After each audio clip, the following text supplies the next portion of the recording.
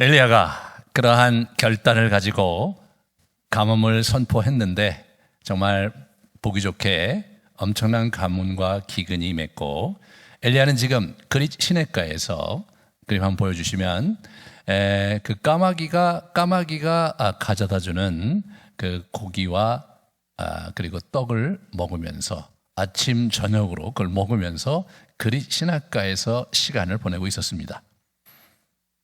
하나님의 배려가 있었는지 고기까지 갖다 준 걸로 봐서는 단백질을 먹어야 될 필요가 있었던 상황이 아니었나 싶어요. 어찌됐든 그러다가 시간이 흐르고 이제 시냇가에 물이 마르니까 이분을 다른 곳으로 이주를 시키십니다. 근데 그곳이 어디냐면 사르밧이라는 곳이에요. 사르밧이라는 그 시돈과 두로 사이에 있는 사르밧의 과부에게 보냅니다. 그것은 이방 땅이었어요. 그것은 북이스라엘 지역 북편에 있는 곳이었어요. 조금 이따 보시겠지만, 하나님은 왜 우리 엘리야를 그곳에 보내셨는가? 하나님은 북이스라엘에 특별하게 보낼 곳이 없고 아합이 막 굉장히 어렵게 함으로 북이스라엘을 못 보냈다면 남유다에 하나님의 사람들이 많았을 텐데 그리로 보내서 그를 보호하고 챙기시지 않고 왜 그를 사르밧 과부에게 보내셨는가? 이 질문이 오늘 우리가 이 본문을 대할 때에 우리가 붙잡아야 될 질문입니다. 먼저 우리는 사르밧 과부에 대해서 좀 알아보고요, 그리고 이 시돈 지역에 대해서 알아보려고 합니다. 사르밧 과부가 어떤 사람이었는지 한번 같이 보겠습니다. 하나님께서 그에게 음식을 주어 먹이라고 명하셨다, 이렇게 얘기를 합니다. 앞에 우리 까마귀에게도 내가 까마귀에게 명했다, 이렇게 말씀하셨는데, 이 사르밧 과부에게도 내가 명했으니 너 그에게 가라, 이렇게 얘기를 하시는 것으로 보아서 이 사르밧 과부는 하나님과 모종의 관계가 있었던 인물인 것이 분명하죠. 하지만 그가 하나님을 온전히 섬기고 있었던 여인이었는지 아니면 단순히 하나님의 어떤 여호와 신앙을 추구하는 사람이었는지 우리는 알 길이 없습니다. 그러나 오늘 본문에서 보면 이 사람의 성격상 그렇게 훌륭한 신앙인이 아니었고 그렇게 신실한 여자도 아니었던 것이 아주 잘 드러나고 있었고, 과부의 그 울퉁불퉁한 심사가 그의 노골적인 언어 속에 표현되고 있는 장면을 우리가 오늘 본문에서 확인할 수 있습니다. 그런 어쩐 일인지 18절에 보면 왜 자기 아들이 죽었는데 왜 당신 와서 나의 죄를 기억나게 하고 그리고 내 아들을 죽게 했느냐라고 원망하는 표현 속에서 아마도 이 집안에 어떤 그 커다란 일이 있었던 것 같아요. 그죠? 죄라고 얘기한 것으로 보아서 여러분과 제가 잘 알 수는 없는 그런 일이지만 뭔가 심각한 문제가 있었고 그리고 그것으로 인해서 남편을 잃지 않았을까, 이런 생각을 해보게 됩니다. 그리고 이 사람은 지금 굉장히 가난했어요. 이 사람이 사르밧 성에 도착했을 때 엘리야가 사르밧 성문에서 나뭇가지를 줍고 있었던 여인을 만납니다. 나뭇가지를 왜 주었느냐? 거기가 어지러우니까 청소를 한 것이냐? 그것이 아니에요. 그 다음에 이렇게 읽어보시면 그 나뭇가지를 주어서 내가 갖고 있는 단지의 이 밀가루 한 움큼과 그리고 기름 조금을 가지고 마지막으로 떡을 만들어서 빵을 만들어서 먹고 죽으려고 하고 있었다라고 얘기하는 걸로 봐서 그것은 땔감을 구하고 있습니다. 여러분, 땔감 나무를 구하려면 어디로 가야 됩니까? 여러분, 산에 가야 되잖아요. 산에 가서 땔감 나무를 주워와야 되는데 이 여자는 산에서 줍질 않고 성문에서 주웠어요. 이게 뭘 의미하는가? 그 당시 고대 근동의 성문은 제가 늘 말씀드리지만 시장이 있었던 곳이에요. 거기는 관청이 있었고 법정이 있었고 시장이 성문에 있었어요. 그러니까 거기가 뭐예요? 이 장작 나무를 갖다 팔던 그런 곳이었던 것이죠. 그죠? 그래서 이 나무꾼 장사꾼들이 이제 그것을 갖다 놓고 팔았는데 그걸 살 돈이 없는 거죠. 살 돈이 없는 거예요. 그러니까 이분이 어떻게 되냐면 그들이 그거 팔다가 그래도 부스러기 나뭇가지들이 떨어진 거 말이에요. 떨어진 거. 그거를 주워다가 이제 음식을 만들어 먹으려고 하는 아주 가난한 여인이었습니다. 어디 의지할 데가 없었고 또 뭐 가진 재산도 없었고 그렇게 살고 있었던 초라한 여인 사르밧 과부입니다. 이 사람이 하나님께 모종의 언지를 받았겠죠. 어떻게 받았는지 우리는 알 수 없어요. 그런데 이제 엘리야가 와서 보니까 저쪽에 그 여인이 이렇게 나무를 줍고 있죠. 이 엘리야는 대번에 알아봤죠. 물론 사르밧 과부도 알아봤어요. 금방 당신의 하나님 여호와께서 나를 이런 얘기를 금방 하시는 걸로 보아서 서로가 알아봤어요. 그런데 얘기를 합니다. 물 좀 달라고 얘기를 해요. 내가 이제 목마르니까 물 좀 달라고 얘기해요. 한번 그 지도를 한번 보여주실래요? 예, 사르밧이 어딘지. 예, 사르밧이 저기예요. 저기. 그러니까 이제 그 제레파트라고 이제 그 영어로는 발음이 되는데 두로와 시돈 사이에 있는 곳이에요. 그런데 두로와 시돈은 굉장히 유명한 무역 항구였어요. 제가 소금 얘기도 했고 여러 가지 향료도 있고 그리고 이제 나무도 있고 그래서 굉장히 번창한 도시였어요. 그 중간에 있는 조그마한 항구 도시였을 거라고 생각되는 그 사르밧에 이제 간 거예요. 그런데 이분이 워낙 어디서 갔느냐? 한번 보세요. 그 다음 지도를 보여주실래요? 예, 이분이 워낙 이 그릿 시내가에서 간 거예요. 그러니까 여기서 저까지가 몇 킬로냐면 120km예요. 그러면 여러분 걸어가려면 120km가 빨리 남자 걸으면 40km 하루 건다고 치면 나흘인데 아마 그렇게 빨리 못 걸었다고 생각하면 나흘 이상이 3일 이상이 걸렸겠죠. 이 사람이 먹을 걸 갖고 챙겨서 가지 않은 걸로 봐서 거의 못 먹고 거기 도착한 거예요. 그래서 물을 달라고 한 거죠. 그러니까 이 여인이 그래서 물을 주려고 가고 있는 여인한테 뒤에다가 뭐라고 얘기하냐면 그 가는 길에 떡도 좀 가져오셔. 떡도 좀 가져오셔. 이렇게 얘기하는 거예요. 그러니까 이 여자가 이렇게 돌아보면서 기가 막힌 거예요. 이보시오. 내가 여기 지금 나뭇가지를 줍고 있는데 우리 집에 지금 밀가루 조금 한 움큼 있고 여기 기름이 조금 있는데 이거 가져다가 내가 마지막으로 그거 해먹고 아들하고 좀 죽으려고 생각하고 있는데 웬 떡을 달라고 하시오 이렇게 얘기하는 겁니다.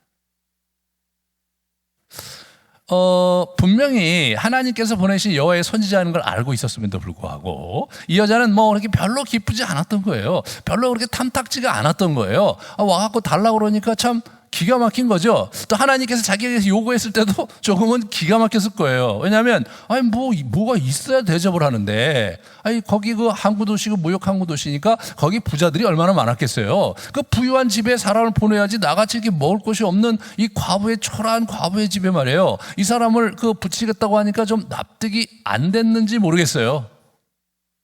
예. 그러니까 엘리야가 얘기를 하는 거죠. 이 엘리야도 보통 사람이 아닌 거예요.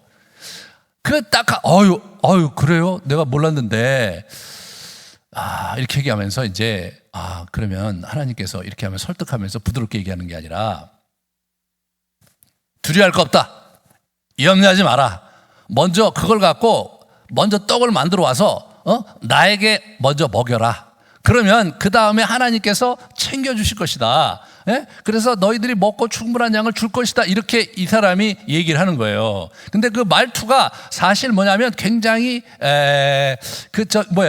좀 명령 어투예요. 이게 정중한 어투가 아니에요. 처음 보는 여자예요. 예. 나중에 이제 계속해서 우리가 엘리야를 이렇게 공부를 해보시면 알겠지만 엘리야가 이렇게 아주 정중하고 나이스한 사람이 아니에요. 나중에 하나님께 대들 때 보면 만만치가 않아요. 예. 시골에서 아주 투박하게 자란 사람이에요. 예. 그러니까 와갖고 정중하게 얘기하는 것도 아니고 설득하려고 하는 것도 아니고 당연한 걸 요구하듯이 저기 그렇게 되냐? 내가 기도할 테니까 우리 가서 같이 아들하고 우리 같이 식사를 같이 하면서 내가 축복 기도하면 하나님께서 채워줄 테니까 염려하지 마라. 이렇게 얘기하는 게 아니에요. 먼저 가져와. 이렇게 얘기하는 거예요. 이 사람 120km 걸어왔어요. 그죠? 120km 걸어왔어요. 배가 많이 고팠겠죠. 그런데 자주한 그런 상황에서 그 과부의 집에 그거 있는 거 하는 것밖에 없다고 하는데 나 먼저 그거 먹어야 되겠다. 일단 가져와라. 뭐 그 다음은 하나님께서 도와주실 거 아니냐 이런 얘기를 하는 거죠. 만약 여러분이 사르밧 과부였다면 느낌이 어땠을까요? 예. 뭐 이 사람이 무슨 뭐 이스라엘 사람이 아니라 하나님을 제사를 많이 드리고 섬기는 그런 인물이 아니었고 오늘 본문에도 보면 신앙이 깊은 사람도 아니었어요. 그러니까 울퉁불퉁해요 이 여자가.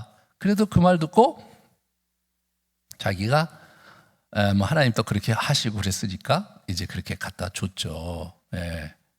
예. 그래서 이제 먹고 살게 됩니다. 하나님께서는 사르밧 과부 뭐 그렇게 성격이 좋은 사람도 아니고 그렇다고 신앙이 아주 훌륭한 사람도 아니고 예.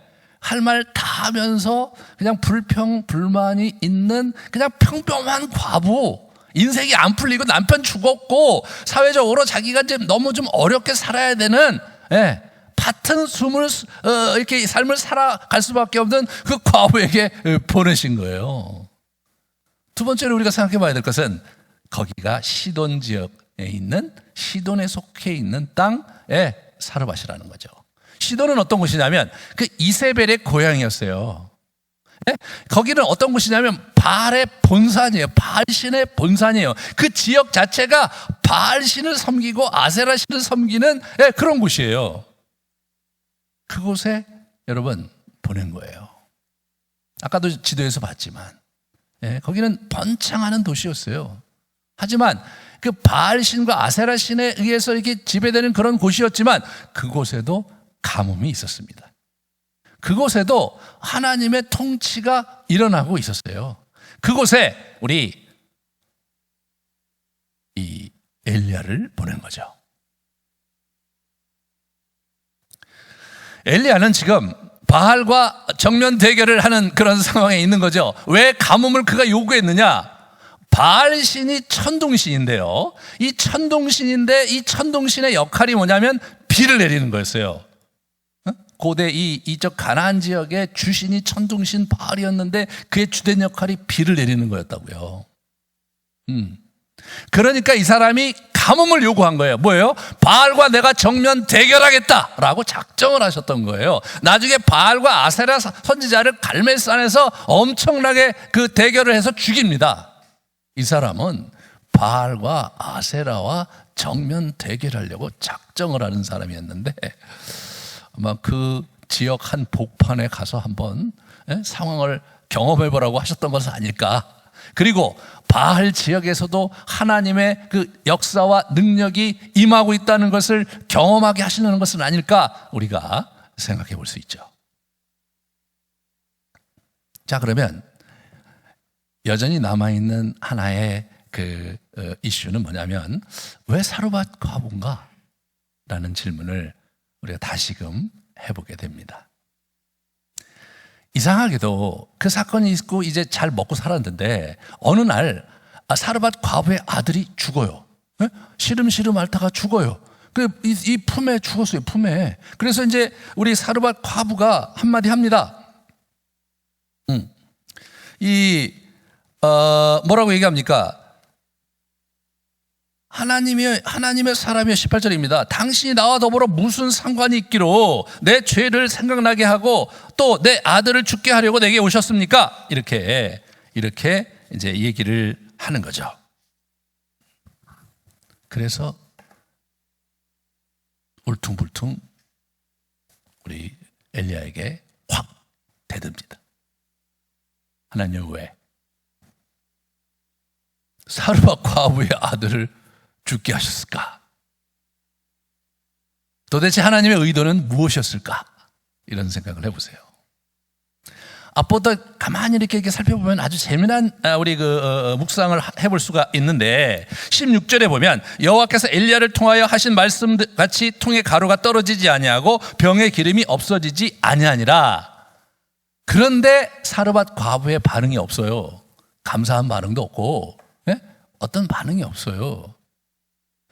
그런데 이제 만약에 여러분이 사르밧 과부가 일반적으로 순수한 그런 어떤 그 착한 마음을 가진 여인이었다면 자기 아들이 병들었을 때 엘리야를 붙들고 아우 선지자요, 내 아들이 병들었습니다. 기도해 주십시오. 애가 죽었어요. 당신의 하나님 여호와께 구해서 내 아들을 살려주세요. 뭐 이런 식으로 나와야 될 것 같은데 굉장히 냉소적이에요. 당신 도대체 우리 집에 왜 온 거야? 네? 왜 우리 집에 와서 내 죄를 기억나게 하고 그리고 나한테 그렇게 보양받다가 왜 내 아들이 죽게 만든 거야? 이러면서 제가 볼 때 그 삿대질을 하면서 굉장히 그냥 화가 나갖고 그렇지 않겠어요 여러분? 과부의 아들이 자기 품에서 죽었어요. 얼마나 화가 났겠어요. 그런 식으로 표출을 하는 거예요. 가만히 미루어 짐작컨대 처음에는 좋았을 것 같아요. 네? 왜냐면 먹고 사니까. 그래서 이제 이 하나님의 선지자 이 엘리야가 자기 집에 왔어요. 다락방에 모시고 살아요. 근데 먹거리가 이제 떨어지질 않아요. 여러분, 그런데 한 달, 두 달을 지나요. 한 달, 두 달을 지났는데 먹거리가 떨어지진 않는데 더 불어나진 않잖아요. 예? 그냥 밀가루가 늘 아침에 일어나면 새로 있고, 그죠? 옆에 기름병에 기름이 새로 있어요. 그래서 그거를 갖고 탈탈 해갖고 먹으면, 자기가 식구들 먹으면 하루 끝나. 다음날 아침에 또 그래요. 그러니까 이게 뭐예요? 그냥 똑같은 일상이 계속되는데 뭐 밀가루가 오는 게 아니라 좀 있다 보면 뭐 어떤 사람이 그냥 막 엄청난 음식을 막 실어다 주고 말이에요. 예. 누군가가 와서 막 재정도 막 주고 말이에요. 또 하나님의 선지자니까 막 기도해서 주변 사람들의 능력이 막 있어 사람들이 막 몰려오고 말이에요. 이런 일들이 하나도 안 일어나는 거 아니에요. 그냥 군 식구 하나 늘어난 거예요. 예? 빨래도 해줘야 되고. 그 과부인데 남자가 자기 집 다락방에 있는 게 그 얼마나 부담스럽겠어요. 예? 뭔가 하루 이틀 기다리고 한 달, 두 달 기다렸는데 아무런 낌새가 없어. 그 사람이 어떤 능력을 행하는 것도 아니요. 그 사람이 우리를 먹고 살게 하는 능력 외에는, 그거 외에는 아무것도 도움이 주지 않고 자기는 그냥 일만 늘어난 거예요. 예. 그런 불만이 있었던 거예요. 여러분, 맨 마지막 24절에 보면 이제야 당신이 하나님의 사람인 걸 알겠다, 이런 걸 본 거를 보면은 여호와의 선지자라고는 하는데 저 뭐 하는 거예요 저거? 이렇게 생각할 수도 있죠, 그죠? 네. 이 사르밧 과부가 별로 안 좋았던 거예요. 그래서 하나님께서 개입하신 거죠. 그래서 하나님께서 병들게 하시고 아이를 죽게 하신 겁니다. 엘리야가 그 얘기를 듣고 그 여인의 품에서 이리 내시오. 그래서 그것을 안습니다. 그리고 그 여인이 보는 데서가 아니라 다락방에, 자기 방에, 자기 침대에 거기다 누이고 거기다가 뭐예요? 자기가 하나님께 부르짖어 기도하는데 이분이 좀 이상한 행동을 하세요. 어떤 거냐면 그 아이를 배우고 거기다 이렇게 자기 몸을 이렇게 뻗어서 이렇게 덮어요. 덮어갖고 거기서 기도하는 거예요. 이거를 이렇게 덮어서 기도하는 거예요. 뭐 왜 그렇게 했는지 우리는 알 수가 없죠. 나중에 뭐 하늘나라 가서 물어봐야 될 것 같아요. 점잖게 이렇게 손잡고 기도한 게 아니라 그렇게 해서 아이를 살려냈어요. 네, 아이를 살려냈어요.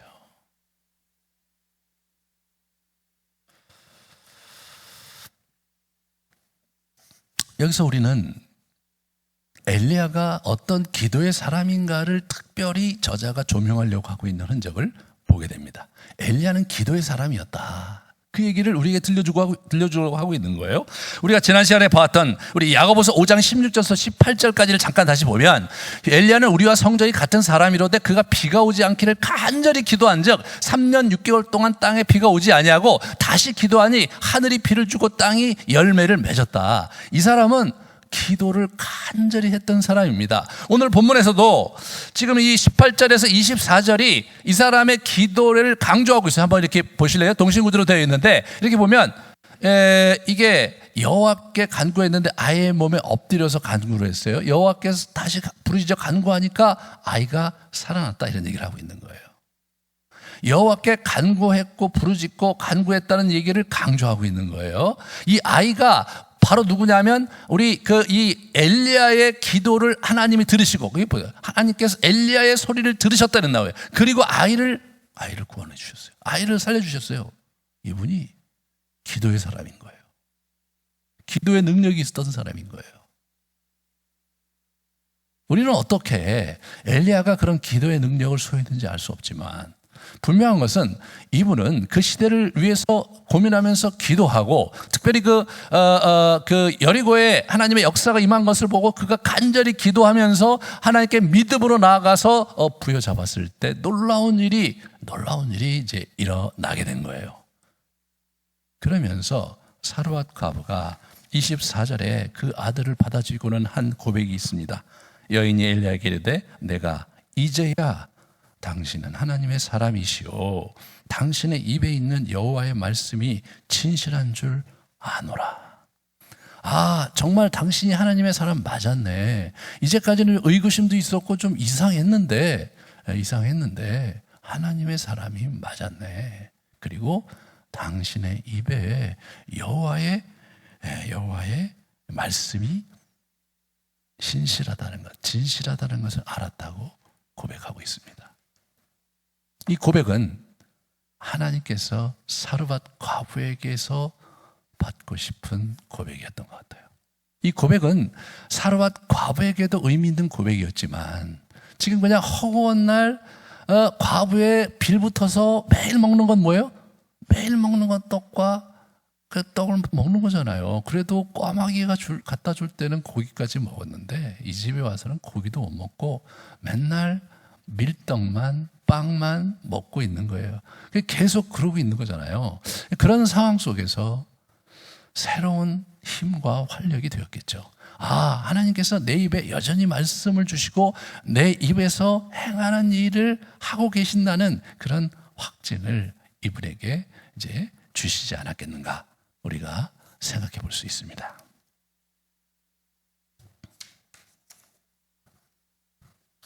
우리는 사르밧 과부의 신앙에 대해서, 그는 이방인이에요.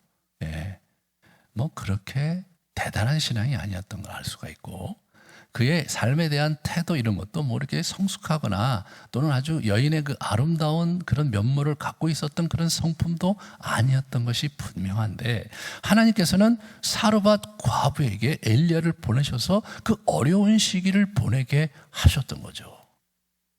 왜 그러셨겠는가? 왜 그렇게 하셨는가? 이 이야기가 여기서 끝나질 않고 예수님께 이야기가 다시 넘어가면서 사르밧 과부가 재조명되는 얘기가 누가복음 4장에 나옵니다. 같이 한번 보시겠습니다. 선지자가 고향에서 환영을 받는 자가 없느니라. 나사렛에서 배척받으시면서, 자기 고향 나사렛에서 배척받으시면서 하신 말씀이세요. 내가 참으로 너에게 이르노니 엘리야 시대의 하늘이 3년 6개월간 닫히어 온 땅에 큰 흉년이 들었을 때에 이스라엘에 많은 과부가 있었을 때 엘리야가 그중 한 사람에게도 보냄을 받지 않고 오직 시돈 땅에 있는 사렙다 한 과부에게 뿐이었느니라. 이렇게 나오는 거죠. 사렙다, 이게 이제 신약에 와서 사렙다를 이름 바꿨는데, 거기 사르밧이 이제 신약의 사렙다, 이렇게 이제 호칭이 그렇게 바뀐 거죠. 자, 여러분, 여기서 지금 예수님께서 뭘 하시는 겁니까? 나사렛에서 배척받고 계신 예수님께서 사르밧 과부를 추억하고 계신 거죠.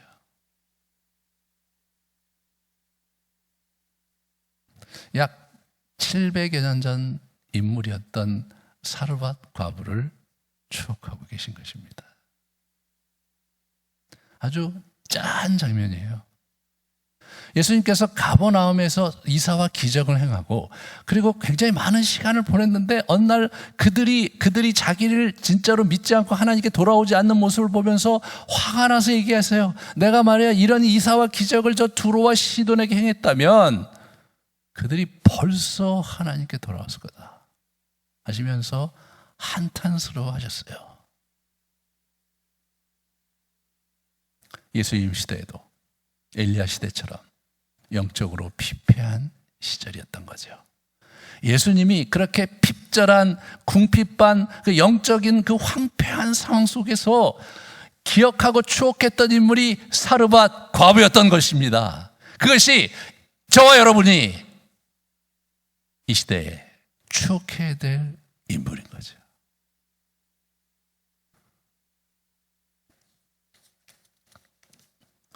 우리 시대에 우리가 겪고 있는 이 영적인 궁핍함을, 이 궁핍함을 잘 봐야 돼요. 이런 영적인 궁핍함과 또 그리고 이 물질적인 궁핍함이 우리에게 있는 거죠. 이 시대에 그렇지 않습니까? 코로나로 인해서 정말로 물질적인 정서적인 궁핍함이 있는 데다가 예배를 제대로 드리지 못하고 우리가 하나님께 나아가는 일에 있어서 여러 장애가 있기 때문에, 그렇기 때문에 영적인 궁핍함 또한 아주 어려운 겁니다. 저희가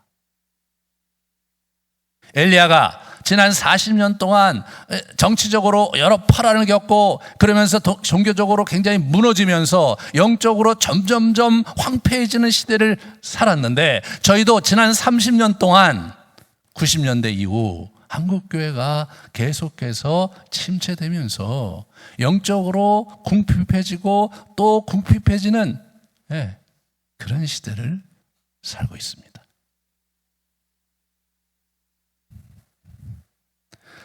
70년대, 80년대 기도도 많이 하시고, 그 당시 우리 선배들이 성경을 공부한다고 해서 지금처럼 그렇게 학문적으로 잘 배울 수 없었기 때문에, 그렇기 때문에 지금처럼 이렇게 세련되게 설교하지도 못했던 그런 시대였음에도 불구하고 우리 선배들이 정말로 신앙생활하면서 하나님을 많이 만나고, 그리고 예배 시간에 정말 뜨거운 예배를 드리고 뜨거운 찬양을 드리고, 그리고 기도원마다 정말 기도 소리가 하늘을 찌르는 그런 영적으로 정말 풍성한 시대를 우리가 구가하다가 70년대 이후에 우리가 많은 것이 달라지는 시대를 살아왔었습니다.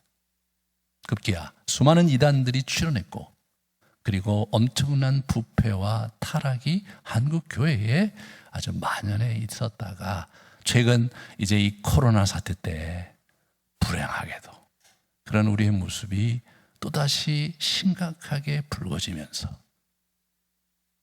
참 어려운 지경에 우리가 처하게 되었습니다.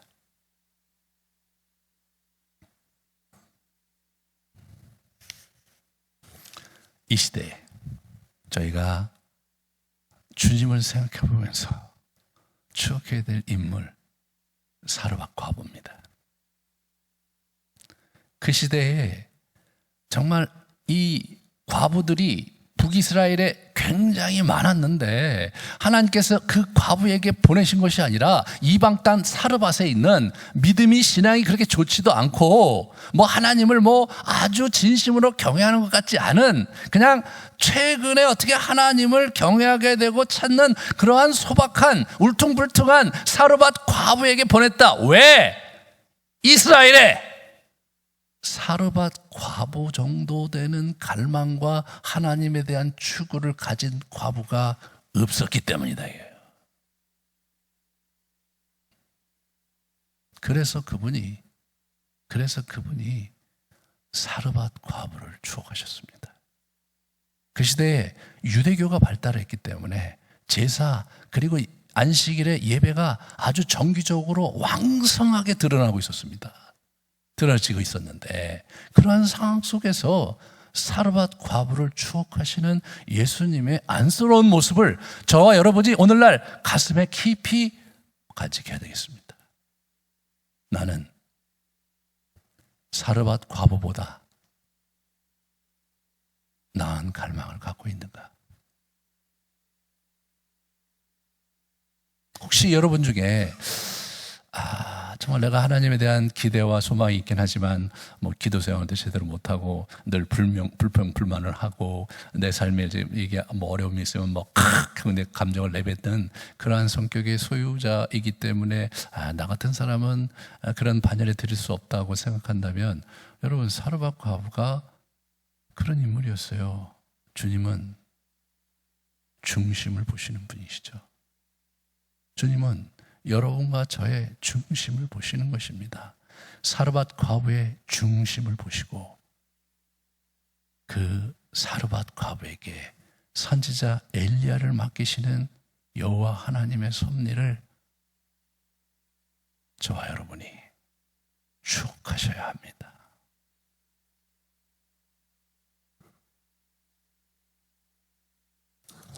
여러분은 지금 어떤 종류의 가뭄을 경험하고 계십니까?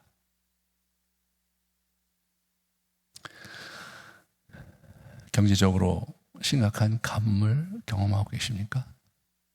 아니면 정서적으로 어려운 시간들을 보내고 계십니까? 아니면 영적으로 심각한 가뭄을 경험하고 계십니까? 아니요, 목사님, 저는 세 가지가 다네요 라는 고백을 하시는 분들이 있다면, 여러분, 사르밧 과부를 추억하십시오.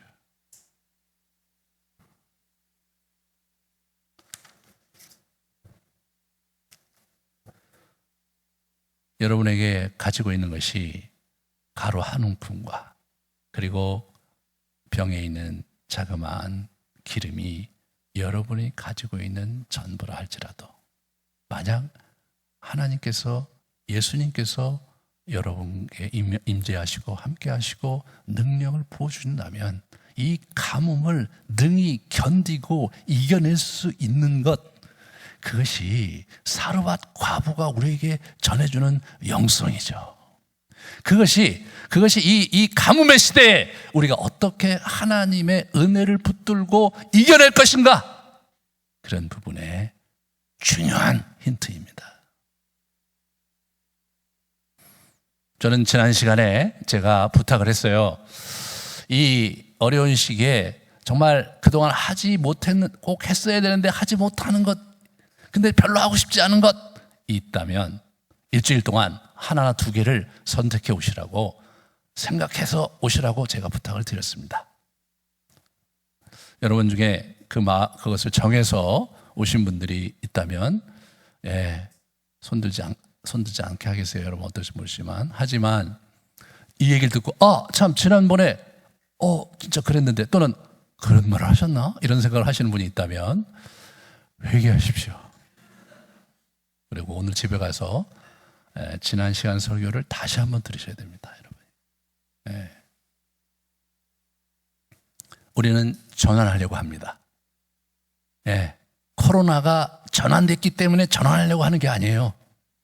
코로나 상황을 뚫고 우리가 하나님 앞에서 우리의 삶을 다시 앞으로 전진시키기 위한 전환을 우리는 이 10월에 그리고 11월에 그렇게 뚫어가기 원합니다.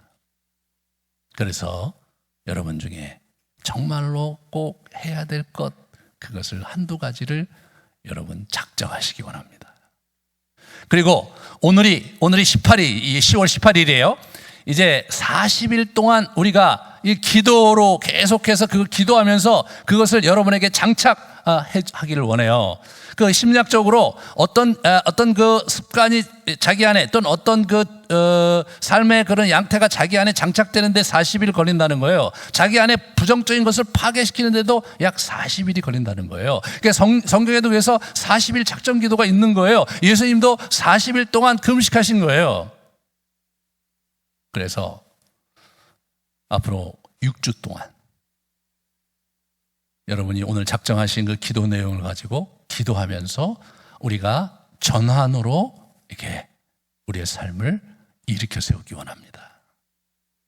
정오 기도를 그동안 좀 소홀히 하셨던 분들이 있다면 다시 시작하시고, 그 정오 기도 끝에 여러분의 간구 기도 제목을 거기다가 집어 넣으십시오. 점심 먹고, 또 점심 먹기 전에 정오 기도 끝에 거기에 주님, 내가 이 40일 동안 주님 이 전환을 위해서 내가 이 부분을 바꾸기 원합니다. 나를 도와주십시오. 40일 동안 기도하시면서, 그래서 11월 29일 주일까지 그 기도를 꾸준히 결단하면서 해주시기 바랍니다. 저는 이제 이 전환 이야기가 12월 달까지 쭉 할 거고요. 그리고 내년 스케줄이 있어요. 내년에. 그래서 이제 이게 프리덤 인 크라이스트 그 프로그램을 내년에 쭉 하면서 앞으로 6개월 동안 저희 여러분들이 이게 전환하도록 전환하도록 제가 이렇게 격려하고 도전하는 그런 형태의 메시지와 프로그램들을 지속적으로 해나가려고 합니다. 왜? 세상이 완전히 바뀔 것이기 때문에. 네, 코로나가 지나고 나면 세상이 이미 많이 바뀌고 있고요.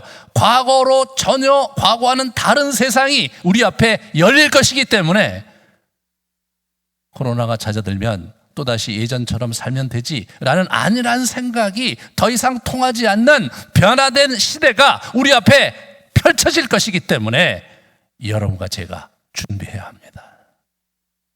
준비해야 합니다. 그래서 목회 전체를 방향을 틀으려고 하고 여러분 자신을 전환시키는 일에 온 힘을 기울이려고 합니다.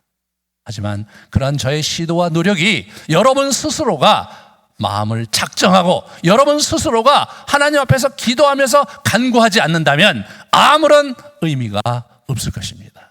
아무런 변화가 일어나지 않을 것입니다. 그래서 지금 이 시간은 한번 제가 시간을 드릴 테니까 작정하는 시간을 좀 갖겠습니다. 하나나 두 개. 꼭 하나님 앞에서 했어야 되는데 하지 못했던 것들을 정하는 시간을 가지십시다. 집에 계신 분도 정하는 시간을 가지세요. 내가 정말 그동안 정오 기도를 거의 한 번도 못했다면 정오 기도부터 시작하겠다. 하루에 3번 기도부터 시작하겠다. 내가 그동안 교회 훈련 프로그램을 거의 참석하지 않고 여태까지 개기고 어렵게 지냈다면 이제는 한번 시작해 보겠다.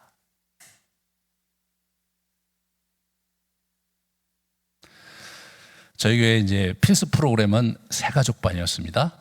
근데 이제 오늘 이후로 필수 프로그램 하나가 더 늘었는데 Freedom in Christ 프로그램입니다. 무조건 하셔야 됩니다. 그래서 도망가지 마시고 오늘부터 하는데 그 코스에 참여하시고 계속해서 제가 주기적으로 계속 해나갈 테니까 여러분 전체가 그쪽으로 선회를 이제 제가 하기를 기대하는 게 왜 그러냐면 이 시대를 영적 싸움을 가지고 그리스도 안에서 정말 자유로운 영으로 살게 하는데 그것이 여러분을 무장하는데 아주 유익한 프로그램이기 때문에 최근에 많이 보완된 것을 제가 지금 교육받고 있는데 그렇게 하려고 합니다. 잠깐 침묵 시간을 갖겠습니다.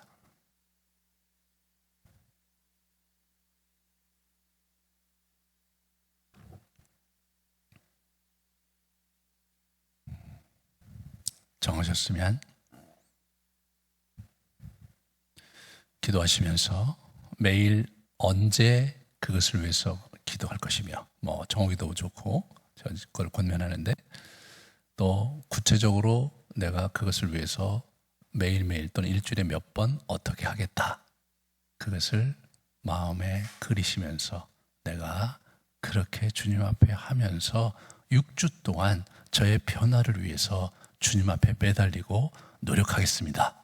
라는 결단의 고백을 이 시간 주님께 드리시는 시간을 가지시기 바랍니다. 같이 우리 기도하시겠습니다.